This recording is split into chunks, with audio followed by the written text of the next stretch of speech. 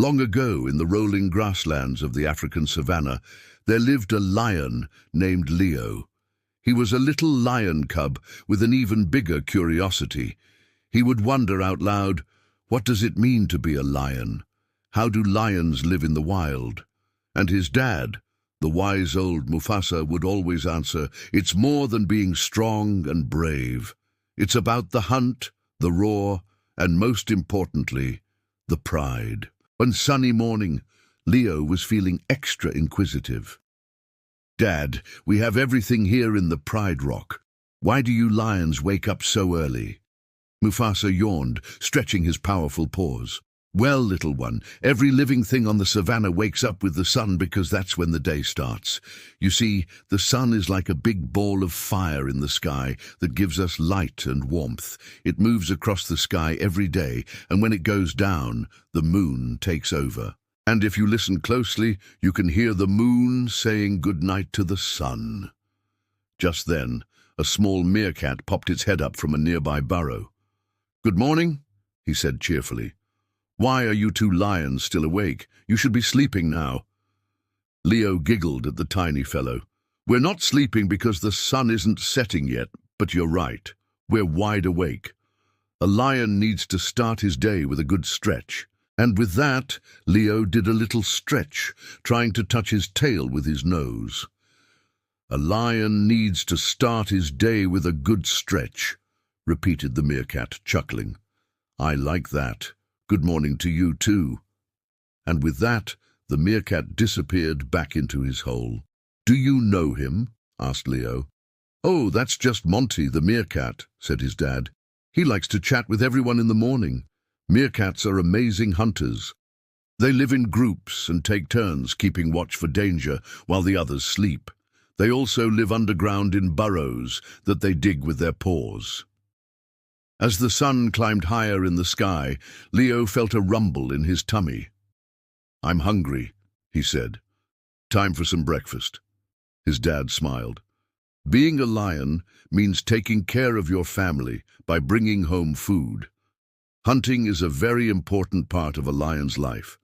Now let me show you how."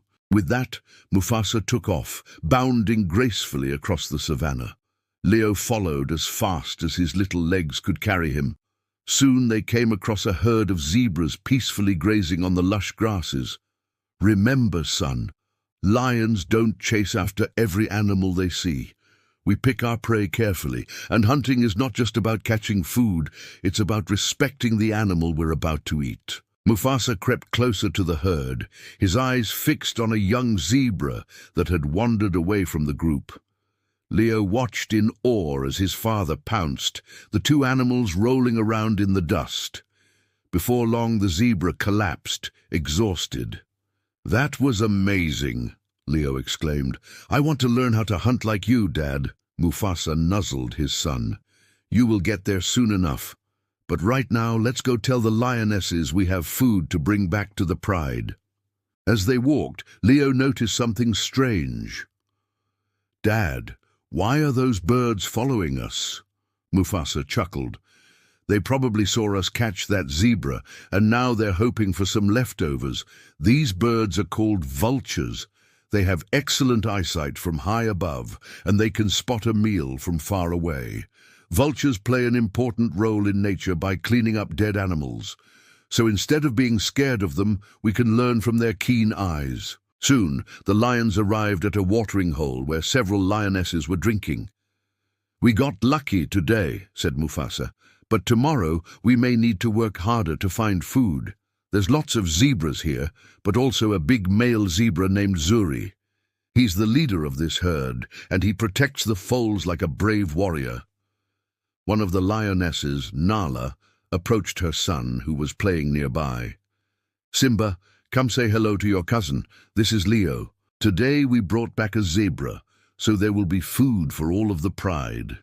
"I see," Simba said shyly, "but I don't really like meat. I prefer plants."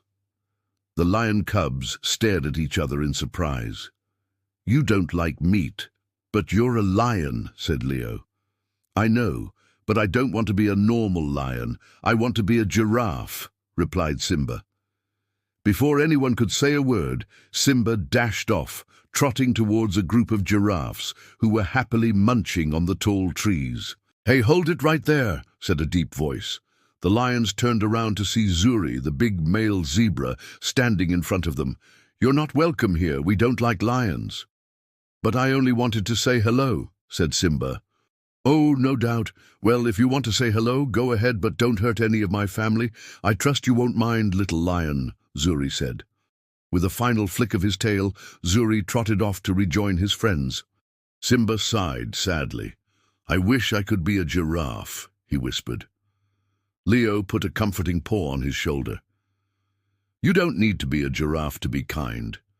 Being a lion doesn't mean being scary. And being a zebra doesn't mean being grumpy. Sometimes we just need to understand each other a little better. Why don't you ask the giraffes if you can spend some time with them? Maybe you can learn something from each other." Simba thought for a moment. "That's a great idea, Leo. Thanks for helping me." And with that, Simba ran towards the giraffes. "Hello," he called out. "Can I play with you?" The giraffes looked at each other, surprised by the friendly greeting. "Well, hello there, little lion," said a kind voice.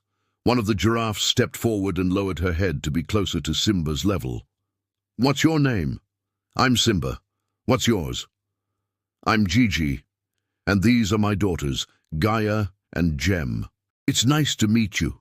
Can I play with you?" asked Simba. The young giraffes exchanged glances. "Of course you can. Why don't you join us in a game of tag?" suggested Gaia. And so the three young friends played until the sun began its journey down. "Thank you for playing with me," said Simba. "It's getting late and I should go back to the Pride. See you tomorrow." As Simba returned to the Pride, he realized something. Being a lion didn't mean being fierce, it meant being part of a family. And even though he liked the giraffes, he was happy to be a lion. That night, as Leo snuggled up next to his dad, he felt a sense of belonging. "Being a lion means being brave, smart, and caring," he said. "It's not just about strength and hunting, it's about being part of the Pride, respecting other animals and helping each other whenever we can." Mufasa nuzzled his son, feeling a deep sense of pride. "That's right, Leo. You're growing up to be a fine young lion.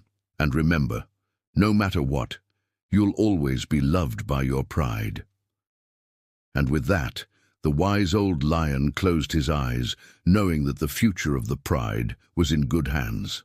As the moon replaced the sun in the sky, Leo, Simba, and the other cubs slept soundly, dreaming of adventures under the endless African sky. Their laughter echoed across the savannah, promising a bright future for the lions of the Pride.